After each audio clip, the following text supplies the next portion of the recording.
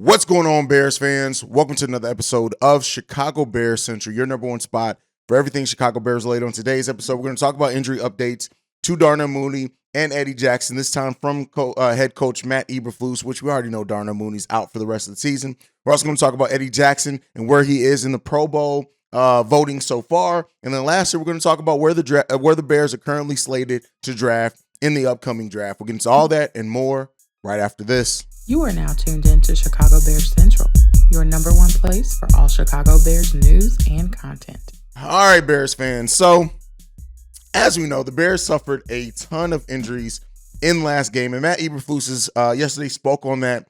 Darnell Mooney, we all know he's having surgery. He's going to be out for the rest of the season. It's unfortunate, but also one of the other injuries is Eddie Jackson. So, while right now they're not ruling out Eddie Jackson for the whole season, it looks like he's going to be meeting with team doctors on Wednesday, and that's when the determination is going to be made whether it's a season-ending injury or not. Matt Eberflus wasn't quite sure on what his injury was going to end up being, but there is a chance that Eddie Jackson is going to be out as well for the rest of the season, which sucks because Eddie Jackson is definitely having a resurgent season, being an impact player again for the Chicago Bears team. It seems like he also kind of welcomed that leadership role of bringing in the younger players in that secondary and just on the defense overall and being a leader of that defense. And he's responded very well to it, in my opinion. And so, it sucks to see Eddie Jackson's season cut short. But at the end of the day, I think he's shown enough that shows that he deserves to stay on the Chicago Bears team. You guys can let me know what you think on that one down below.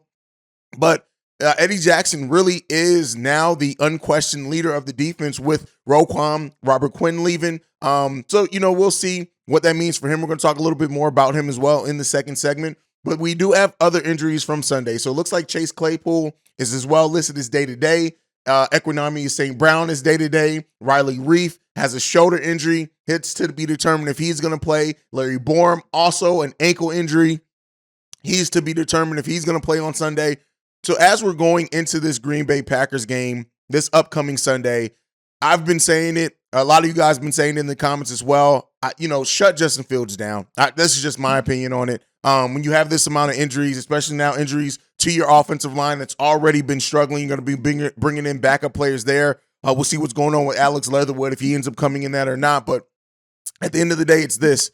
It does not seem like this Bears team is going to be healthy enough to protect our quarterback in Justin Fields. So I'm definitely of the mindset of just let Justin sit the rest of the season. It sucks. He was close to breaking a single season rushing record for quarterbacks, all that. But at the end of the day, all that doesn't matter. The single season awards are cool, especially when Justin Fields' first full season as being the starting quarterback. But at the end of the day, it's this. This season is not the determining factor for Justin Fields or the Chicago Bears. We all knew that. This was a season of building. This was a season of laying groundwork and the foundation to build upon with the draft picks, with the cap space that we have in free agency this upcoming season. And you don't want to now damage your possible future, putting Justin Fields at any more risk. That's my opinion. I know some of you guys agree and disagree with that, and that's welcome as well. But that's kind of where I sit right now on it. You guys can let me know what you think down below. Now, speaking of Eddie Jackson, Pro Bowl voting has come out. Eddie Jackson is the leading at his position in the NFC by far. He's also tied currently right now for third in the NFL with 4 interceptions so far this season.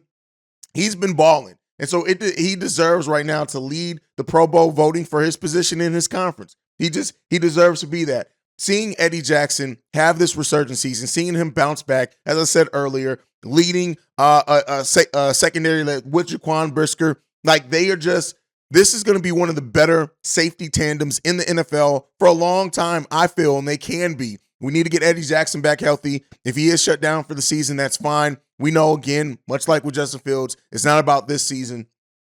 It's about the future. So the future of that safety position for the Chicago Bears looks very bright. I think Eddie Jackson's going to get another contract. We're going to lock in, have him and Jaquan Brisker for the future. And I'm proud of Eddie Jackson for having this resurgence. I'm proud of him for taking on that leadership role, welcoming in, being the leader for Jaquan Brisker, Kyler Gordon, things like that overall on this defense. And that leadership is still going to be felt whether he's on the field or not, with just the way that he's really taken upon it. We heard that he welcomed the team to his house for Thanksgiving dinner. Like, he's really welcoming being that veteran leadership for this team. And it's paid off in dividends on the field for the Bears and for Eddie Jackson. And it's good to see. I want to see, personally, Eddie Jackson be a Chicago Bear for a very, very long time. And so, yeah, shout out to him for the Pro Bowl voting. We'll see how that's affected now with his injury. But, at this point, we know the seasons Eddie Jackson's had. We've seen it. He has, at this point, just really completely bounced back to that impact player that he was early in his career. And it's been good to see. It's worked for the Bears. One in the top 10 as far as passing defense in the NFL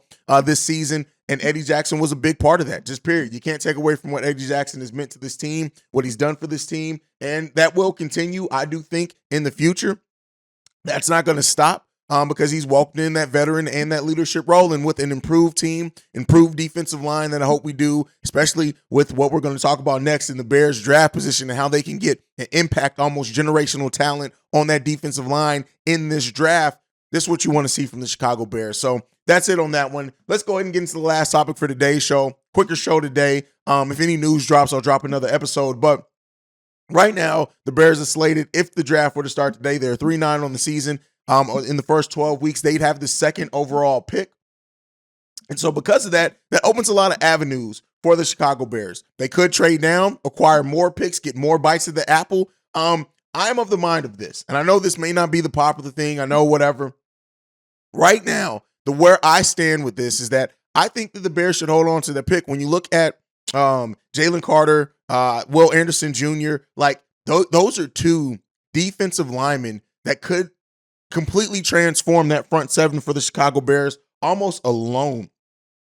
And so, it's possible. It's definitely possible that they could, trade down just a couple of spots to where they could still get one of those guys. And could allow somebody to move up to select a CJ Stroud or something like that, get more assets. That's definitely possible that the Bears could swap picks, only move one or two picks down in that draft order, but then acquire another second, acquire another third or something like that. And if they do that, shout out to the Bears. At this point, Ryan Poles is going to have more than enough assets to really improve this team. And while as I know a lot of Bears fans are disappointed in the season, I wanted to see this team compete a little bit better. Shout out to my guy, Mike, who some of you may or may not know. Mike Nice, that's my guy. But he was really one of the people who was really disappointed in the Bears season so far, and it's really affected him. And I understand that. But at the end of the day, it's this, right?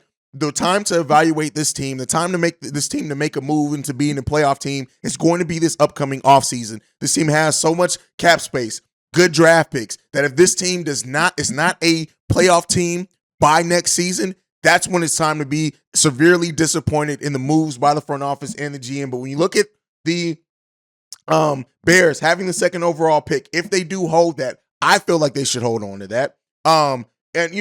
Like I said, they could move down, but at that point, the Carolina Panthers are probably going to select CJ Stroud, who's slated to go number 3 in most mock drafts currently. So I don't even know if trading down is necessarily going to be the thing for them. But if they do decide to do that, if, for example, the Pittsburgh Steelers want to move up and switch spots with the Chicago Bears, right now the Steelers are slated to draft number 4.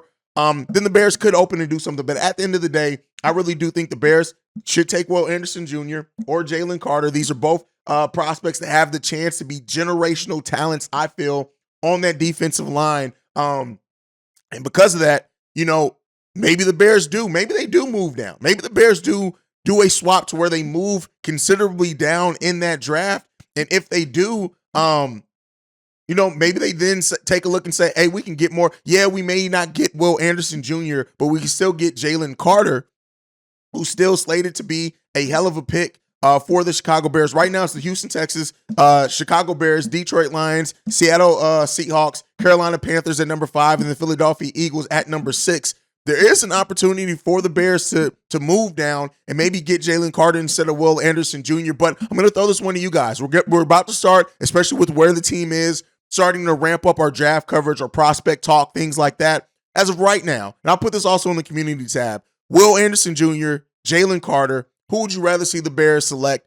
And if the Bears can move down and still get Jalen Carter, maybe miss out on Will Anderson, is the additional picks worth it if you're still getting a generational talent in Jalen Carter from Georgia, who defensive linemen for Georgia are a different breed. Let me know what you guys think on that one down below. But that is it for today's daily episode of Chicago Bears Central. Make sure you're following the show at Chi Bears Central. You can also send us any feedback, questions, comments, concerns, chicagobearcentral@gmail.com. Lastly, if you want to leave a text and or voicemail, the number to do so, 773-242-9336. We are the number one spot for everything Chicago Bears related because of you guys. And like I like to end every episode on, bear down. Love you guys. Peace, y'all. This has been a presentation of the Break Media.